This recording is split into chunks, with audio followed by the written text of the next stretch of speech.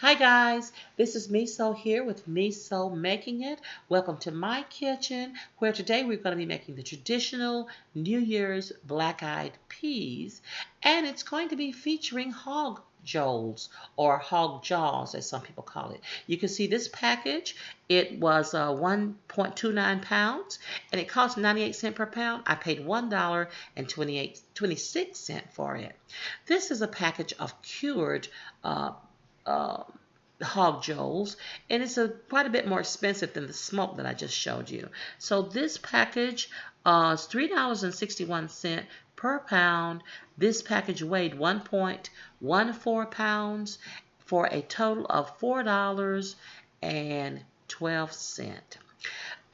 Southern New Year's Day food, superstition or tradition. You be the judge. But it says that pork is for luck, peas are for pennies, collard greens are for dollar bills, and cornbread is for gold. Right now, we're going to talk about hog jowls, and that's going to be the pork that we are using in today's black-eyed peas recipe.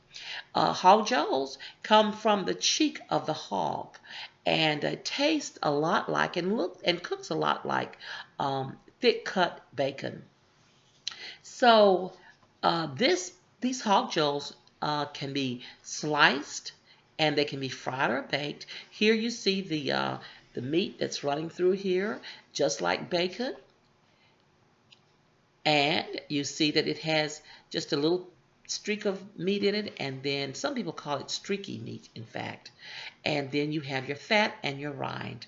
You could either cut the rind off and put it in the oven or fry it in a frying pan, or you can leave the rind on and you can slice it. It's much easier to slice if you just with the rind off. If you decide to leave the rind on, then you want to make sure you have a very, very sharp knife. If you have jowls left over from after cooking your New Year's Day meal, this is what you can do with it if you'd like. You can fry it. Um, what I'm showing you right now is the cured hog jowl. Um, the first that I showed you was smoked. This is that rind I was talking about. You want to use a very sharp knife to cut that off. Make sure it's cold when you do so. I'm going to go ahead and prep my black-eyed peas by just sorting them, the good from the bad. So I've opened my bag, I poured some out, and all you do is you just look at every pea, you turn them over, and if you find peas that look bad, that they're badly scarred, or they have blemishes, some will actually have holes in them, some will be half peas or shells. You just pull those out and put them to the side, and then you keep your good ones. It's sometimes helpful to use just a butter knife to separate and to maneuver your peas around, or you can just use your hands. That works also. So you want to put your bad ones to the side. You want to take your good ones and get them down into a bowl. And see, that one has a hole in it, and it could have been a wormhole or whatever, but we want to get that out of there. So we're just going to keep on sorting. You want them on a flat surface when you do this. You probably also want to have them, it would help to have them on a background that is not so busy. My countertops are pretty colorful and busy, and so it might make it harder for some people to see. So you just use whatever you have to sort your peas. Here I've got them all sorted. And I'm going to take them over to the sink and just get some water, room temperature water over them, and your shells and bad beans are going to float. You'll see them better. They'll float, and you can get them out of there. See close up here. Here's one with a little brown blemish on it. I'm going to pull that one out, and then here are just some loose shells that I'm going to pull out, and then I'm going to just let these sit here for a minute, and while I prepare my hog jowl to get it in. Okay, here are my hog jowls. Just going to rinse them off. And I'll be getting them down in the pot. So here I have some water that is already getting warm. And I'm just going to go on and put my hog jowls into that water. and let this cook for a while, several hours, before I add my peas, and I'm going to be cooking it on high. So they have already cooked the hog jowls for several hours. I've already added in my peas, and my peas have been cooking for about 30 minutes. And you can see that these hog jowls are completely tender, and the rind on the smoked ones have turned dark. Here are my ingredients that I'm going to be putting into the pot to season my peas. So here's a teaspoon of garlic powder. This is a tablespoon of onion flakes, a tablespoon of oregano, also a teaspoon of table salt, a teaspoon of black pepper, 2 tablespoons of apple cider vinegar, and 1/4 cup of chopped up bell peppers. I'm going to go ahead now and just get my hog jowls out of here.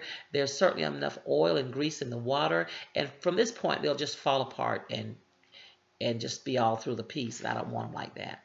So here are my hog jowls that I've taken out, and we're just going to get a good look at them. Now, the southern U.S. tradition of eating black-eyed peas with and greens with pork jowls on New Year's Day to ensure prosperity throughout the year, that is a hundred of years of tradition in the United States. It goes back for hundreds of years.